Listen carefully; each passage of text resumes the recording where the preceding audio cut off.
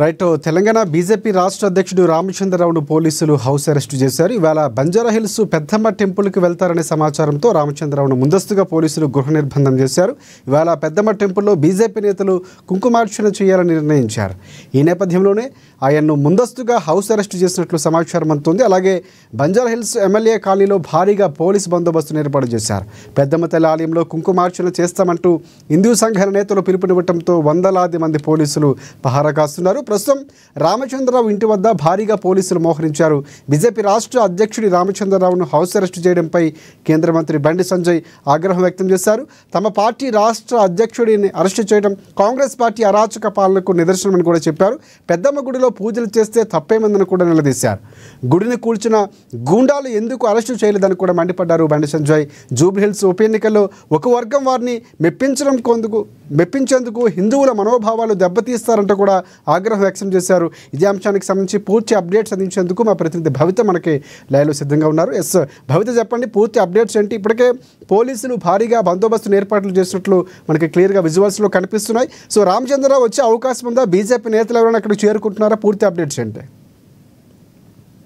Right Rajasekhar, గత కొంతకాలంగా దాదాపు పోయిన నెల నుంచి కూడా ఇక్కడ బంజారాహిల్స్ లో ఉన్నటువంటి పెద్దమ్మ గుడి కూల్చివేత పైన కొంత ఆందోళన చేపట్టినటువంటి నేపథ్యం ఉంది. అయితే ఈ రోజు కుంకుమార్చన కార్యక్రమానికి పిలుపునిచ్చారు బీజేపీ నేత అయినటువంటి లంకల దీపక్ రెడ్డి. అయితే కుంకుమార్చనలో పాల్గొనవలసిందిగా ఇటు హిందూ సంఘాల నేతలతో పాటు బీజేపీ నేతలంతా కూడా పాల్గొనాలని చెప్పేసి పిలుపునివ్వడంతో పెద్ద ఎత్తున మద్దతు రావడంతో ఖచ్చితంగా దీన్ని అడ్డుకోవాలని చెప్పేసి కాంగ్రెస్ చూపిస్తుంది. అందుకనే ఉదయం నుంచి కూడా కుంకుమార్చనలో పాల్గొనేందుకు రావాలనుకున్నటువంటి నేతలందరినీ కూడా అయితే హిందూ సంఘాల నేతలతో పాటు బీజేపీ కార్యకర్తలతో పాటు బీజేపీ ముఖ్య నాయకులంతా కూడా హైదరాబాద్ లో ఉన్న వాళ్ళందరినీ కూడా హౌస్ అరెస్ట్ చేస్తుంది కాంగ్రెస్ పార్టీ. ప్రజా పాలనకి అంటే ప్రజాస్వామ్యానికి ఒక మచ్చ తెచ్చే విధంగా కాంగ్రెస్ వ్యవహరిస్తుందని చెప్పేసి ఇప్పటికే బీజేపీ నేతలంతా కూడా మండిపడ్డ నేపథ్యం కనబడుతుంది. మహిళా మోర్చా అధ్యక్షుడు శిల్పారెడ్డితో పాటు సేవల మహేందర్ పాటు బీజేపీ అధ్యక్షుడు రామచంద్రరావుతో పాటు ముఖ్య నేతలందరినీ కూడా ఈరోజు హౌస్ అరెస్ట్ చేశారు. పెద్ద ఎత్తున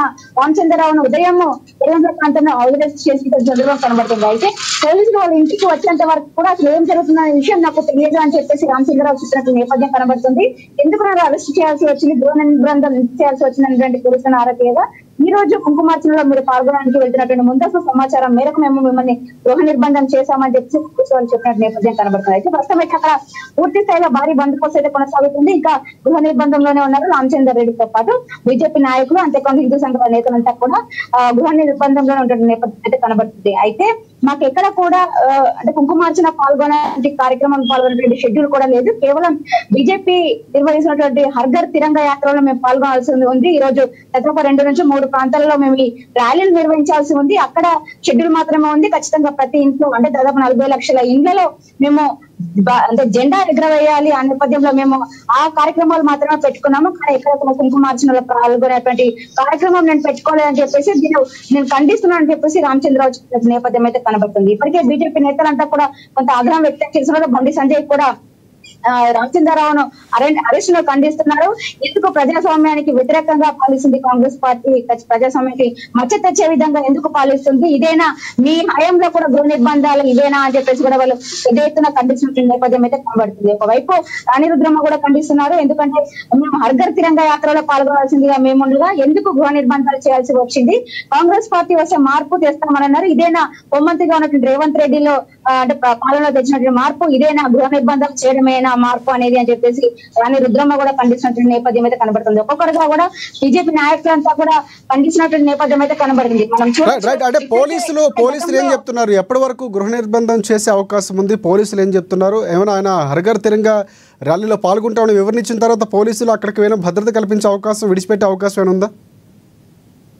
ఇప్పటికైతే అలాంటి సిచ్యువేషన్ ఏం కనపడలేదు. సాయంత్రం వరకు కూడా ఈ నిర్బంధం కొనసాగే అవకాశం ఉన్న నేపథ్యం అయితే కనపడుతుంది. ఒకవైపు రామచంద్రరావు కూడా చెప్తున్నారు, ఒక పెద్దమ్మ టెంపుల్ ని కూల్చినప్పుడు ఎందుకు కాంగ్రెస్ పార్టీ అంటే కాంగ్రెస్ ప్రభుత్వం ఎందుకు ఈ రకంగా గృహ నిర్బంధనాలు చేస్తుందంటే ఖచ్చితంగా తప్పు చేశామని ఒప్పుకున్నారు. వాళ్ళు ఏదో అక్కడ అవినీతికి పాల్పడ్డారు అనే అంశం క్లియర్ గా బయటకు వస్తుంది. ఖచ్చితంగా ఇప్పటి వరకు కూడా నేను అక్కడికి వెళ్ళాలనే ఆలోచన లేదు. కానీ ఇంత పెద్ద ఎత్తున అక్కడ గుడి దగ్గర కావచ్చు, బీజేపీ నాయకుల ఇళ్ల వద్ద కావచ్చు, ఇటు హిందూ సంఘాల నాయకుల ఇళ్ల వద్ద కావచ్చు ఇంత ఈ స్థాయిలో భారీ బందోబస్తు ఏర్పాటు చేయాల్సిన అవసరం ఏముంది. ఖచ్చితంగా ఇప్పుడు నేను ఊరుకునేది లేదు, ఖచ్చితంగా నేను గుడి దగ్గరికి వెళ్తాను, అక్కడ సందర్శిస్తాను అని చెప్పేసి మాత్రం సవాల్ లాగానే విసినటువంటి నేపథ్యం అయితే కనబడుతుంది. మనం చూస్తున్న బంజారాహిల్స్ ప్రాంతంలో పూర్తి స్థాయిలో భారీ బందోబస్తు అయితే కొనసాగుతుంది. 3 రోజుల భద్రత ఇక్కడ ఏర్పాటు చేసిన నేపథ్యం కనబడుతుంది. బంజారాహిల్స్ లో ఉన్నటువంటి పెద్దమ్మ టెంపుల్ దగ్గర కూడా ఇక్కడ ఈ చుట్టుపక్కల మొత్తం కూడా భారీ బందోబస్తు అయితే కొనసాగుతున్న నేపథ్యం కనబడుతుంది. ఎవరిని కూడా లోపలికి అలో చేయట్లేదు. అయితే గత నెలలో కూల్చినటువంటి ఈ పెద్దమ్మ టెంపుల్ ఖచ్చితంగా మరొకసారి నిర్మించాల్సిందే అని చెప్పేసి కూడా స్థానికులు కూడా తీవ్ర ఆందోళన చేసిన నేపథ్యంలో ఖచ్చితంగా హిందువుల సాంప్రదాయాలకు సంబంధించుకోవచ్చు, హిందువుల మనోభావాలను దెబ్బతీసే విధంగా కాంగ్రెస్ ప్రభుత్వం పాలన కొనసాగిస్తుంది. ఖచ్చితంగా దీన్ని అంటే అణిచివేసే కార్యక్రమం ఖచ్చితంగా మేము ఎదురు తిరిగి దాడి చేస్తాము, ఎదుర్కొంటాము అని చెప్పి కూడా బీజేపీ నాయకులు పెద్ద ఎత్తున వాళ్ళు చెప్పిన నేపథ్యం అయితే కనపడుతుంది. అయితే చూడాలి, సాయంత్రం వరకు అయితే గృహ నిర్బంధన కొనసాగే అవకాశం ఉన్న నేపథ్యం అయితే కనబడుతుంది. ఖచ్చితంగా ఏదైతే గుడిని కూల్చారో ఖచ్చితంగా రీకన్స్ట్రక్షన్ ఖచ్చితంగా దాన్ని నిర్మించాల్సిందే అని చెప్పేసి నిర్మించే వరకు కూడా మేము పోరాటం చేస్తామని చెప్పేసి కూడా వాళ్ళు చెప్పినట్టు సందర్భం అయితే కనబడుతుంది. అయితే ఇప్పటికైతే కూడా నిర్బంధించినటువంటి వాళ్ళు ఎవరిని కూడా విడుదల చేయని నేపథ్యం అయితే ఉంది. సాయంత్రం వరకు అయితే ఈ యొక్క అరెస్ట్ అయితే కొనసాగే అవకాశం ఉన్న నేపథ్యం అయితే కనబడుతుంది. Right, thanks for updates Bhavitha.